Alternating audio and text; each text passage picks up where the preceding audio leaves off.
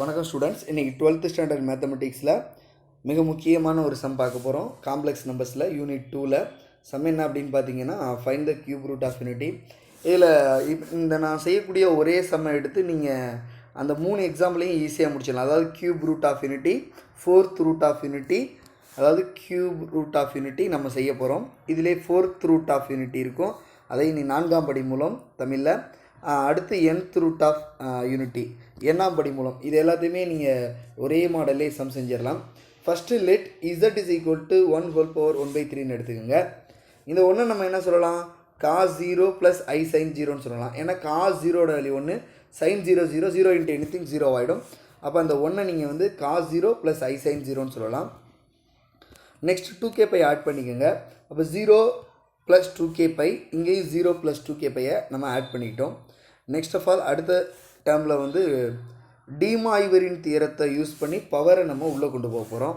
அப்போ இந்த பவர் உள்ளே போகும்போது cos 0 plus 2k pi by 3, I sin 0 plus 2k pi by 3ன்னு வந்துடும். இப்போ கியூப் ரூட் ஆஃப் யூனிட்டிங்கிறதுனால கேயோட வேல்யூ 0, 1, 2 3 வேல்யூ எடுத்துக்கிறோம். ஃபோர்த் ரூட் ஆஃப் யூனிட்டினா 4 எடுத்துக்கோங்க.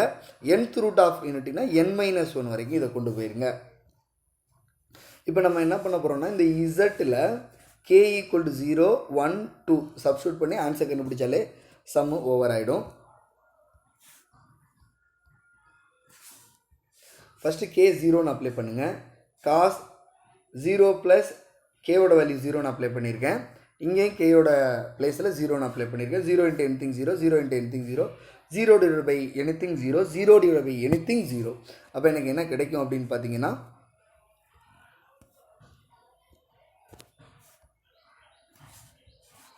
cos 0 ப்ளஸ் I sin 0 கிடைக்கும். cos 0ஓட வேல்யூ 1,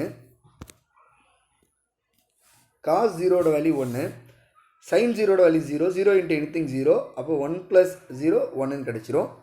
நெக்ஸ்ட் ஆஃப் ஆல் அதே போல் k ஈக்குவல் டு 1 சப்ஸ்டியூட் பண்ணுங்கள். இப்போ k இருக்கிறதுல 1 போட்டேன், அந்த 0 தேவையில்லை. அதாவது 0 plus 2k pi divide by 3ல் 0வை நம்ம ஆரம்பத்தில் நெக்லெக்ட் பண்ணிக்கலாம், தேவையில்லை. டைரெக்டாக அப்போவே நீங்கள் 2k பை பை 3ன்னு சொல்லிவிட்டு கேயோட வேல்யூவை சப்ஸ்டியூட் பண்ணிக்கிட்டு வந்துடலாம். அப்போ 2 into 1 into pi by 3, 2 into 1 into pi by 3 அப்படின்னு கிடைக்குது. 2 into 1 2, 2 pi by 3, 2 pi by 3ன்னு கிடைக்குது. இது ட்ரிக்னாமெட்ரிக் டேபிளில் இந்த வேல்யூ இருக்குமான்னு பார்த்தீங்கன்னா இருக்காது. அப்போ நம்ம இதை பிரித்து எழுதணும். அப்போ 2 பை பை 3ஐ எப்படி பிரிக்கலாம் அப்படின்னு பார்த்தீங்கன்னா பை மைனஸ் பை பை 3 அப்படின்னு பிரிக்கலாம். ஏன்னா 3 இன்ட்டு பை 3 பை, 3 பையில் ஒரு பை போச்சுன்னா 2 பை பை 3ன்னு பிரிக்கலாம். அப்போ இது என்ன சொல்லிடுவீங்க, காஸ் ஆஃப் 2 பை பை 3ஐ பை மைனஸ் பை பை 3ன்னு சொல்லுங்கள். அதே போல் இதையும் பை மைனஸ் பை பை 3ன்னு சொல்லிடுங்க. இது ரெண்டும் எந்த குவாட்ரண்ட்டில் இருக்குதுன்னு அடுத்து நீங்கள் பார்க்கணும். அப்படி பார்க்கும்போது இது ஃபஸ்ட்டு, இது செகண்டு, இது தேர்டு குவாட்ரண்ட்டு, இது ஃபோர்த்து குவாட்ரண்ட்டுன்னு சொல்லுவோம்.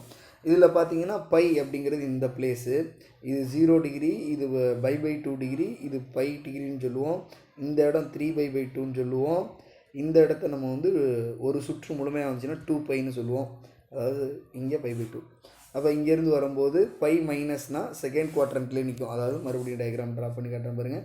இங்கேருந்து ஸ்டார்ட் பண்ணி பை இந்த இடங்கிறதுனால பை மைனஸ் அப்படின்னு சொன்னால் மேலேயே இருக்கும், பை ப்ளஸ்னால் அந்த லைன் கீழே வரும்.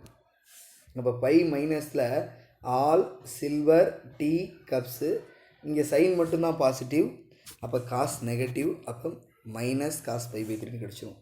அதே போல் இங்கே சைன் பாசிட்டிவ்ங்கிறதுனால இங்கே சைன் இருக்குது. அப்போ சைனாக pi minus pi by 3 sine pi by 3ன்னு நம்ம சொல்லலாம். Next of all cos pi by 3, pi by 3ஓட வேல்யூ மைனஸ் 1/2, மைனஸ் முன்னாடி இருக்குது அப்படியே போட்டேன். சைன் பை பை 3ஓட வேல்யூ √3/2. நெக்ஸ்ட் அப்போ இசட்டோட வேல்யூ என்ன அப்படின்னு பார்த்தீங்கன்னா மைனஸ் 1/2 ப்ளஸ் I√3/2 அப்படின்னு கிடைக்குது. இதை ஒமேகான்னு சொல்லலாம் நம்ம. அடுத்து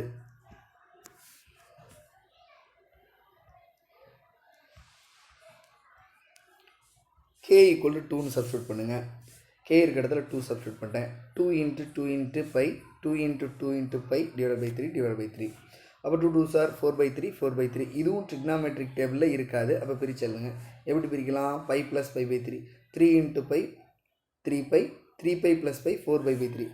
அப்போ 4 பை 3 நீங்கள் சொல்லலாம் பை ப்ளஸ் பை 3, இங்கேயும் pi plus pi 3. Pi plus அப்படிங்கிறது எந்த குவாட்ரண்ட்டுன்னு பார்த்தீங்கன்னா 3வது குவாட்ரண்ட் வந்துடும். பை ப்ளஸ் எந்த குவாட்ரண்ட்டுன்னு பாருங்கள், மறுபடியும் நான் ட்ரா பண்ணி காட்டுறேன். டி லைன் ட்ரா பண்ணிட்டு வரும்போது பை ப்ளஸ்னால் இங்கே அதானே இந்த லைன் தான் பை மைனஸ்னால் மேலேயே இருக்கும், பை ப்ளஸ்ங்கிறதுனால கீழே வந்துடும். பை ப்ளஸ்னால் இங்கே டேன் இருக்கும், இந்த டேன் மட்டும்தான் பாசிட்டிவ்.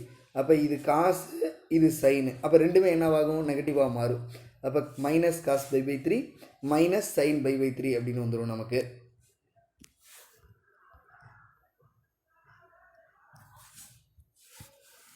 அப்போ காஸ் பை 3யோட வேல்யூ -1/2, அதே போல் சைன் பை 3யோட வேல்யூ √3/2 -√3/2.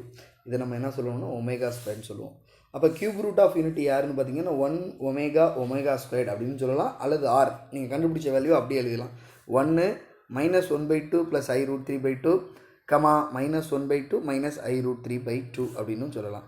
இதே போல் நீங்கள் 4th root of unity, nth root of unity எல்லாம் நீங்கள் ஈஸியாகவே சால்வ் பண்ணலாம்.